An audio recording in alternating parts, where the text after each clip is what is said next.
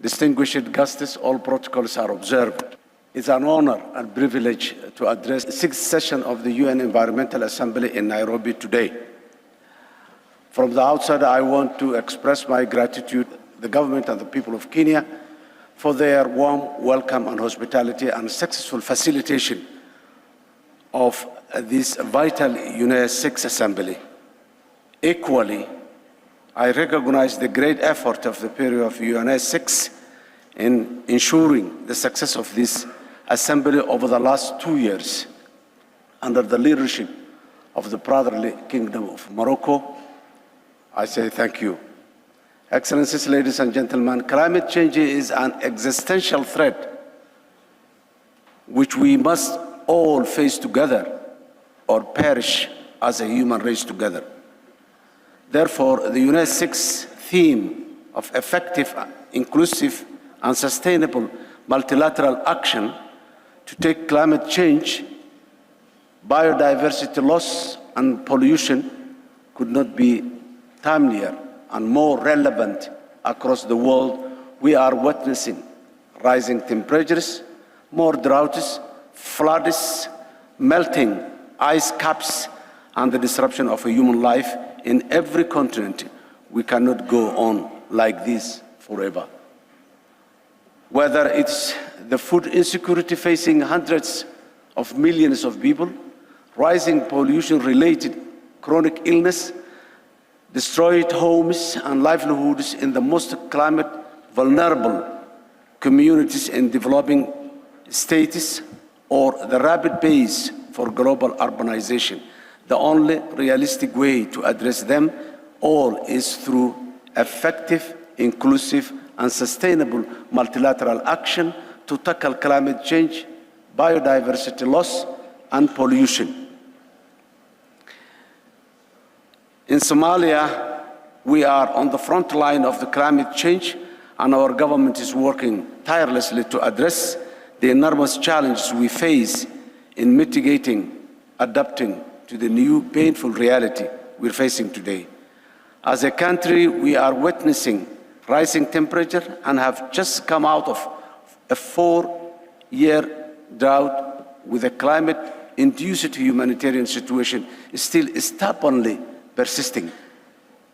Looking forward, it's predicted that extreme weather events like droughts and floods will increase, having disproportionate impact on our people's lives, livelihoods, infrastructure, land degradation, biodiversity loss, and food insecurity.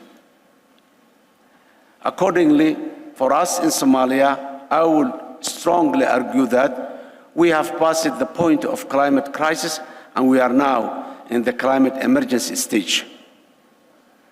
Given this agonizing reality, we need the support of all our international partners to take immediate action to address this effectively and quickly. Excellencies, ladies and gentlemen, I'm glad to inform you that having established Somalia's first Minister of Environment and Climate Change in the year 2022, our government is in the process of finalizing the remaining few policy and legal frameworks to safeguard our environment. Key among these is the new Environmental Protection and Management Law, which our government ratified only last week.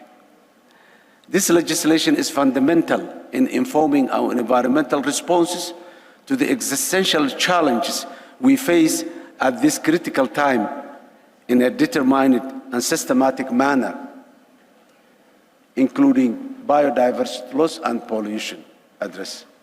Furthermore, we are banning the importation, trade, and use of plastic bags from the end of June this year. This is certainly a game-changing action which will protect our people and environment from plastic pollution.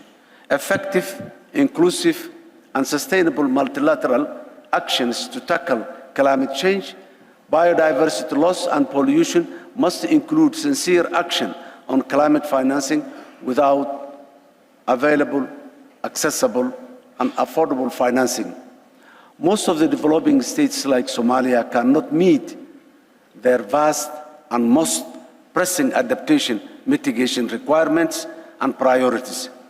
Our national determined contribution reflects our commitment to addressing climate change through a comprehensive framework that prioritizes both mitigation and adaptation strategies. The total cost of implementing these strategies is estimated to be more than $15 billion through 2030, which underscores the scale of investment required to meet the targets set by Somalia. To meet our adaptation and mitigation targets, this is more than we raise in domestic revenue or are able to borrow from vertical and multilateral funds or the private financing markets. Given the difficulty for access to climate financing, the international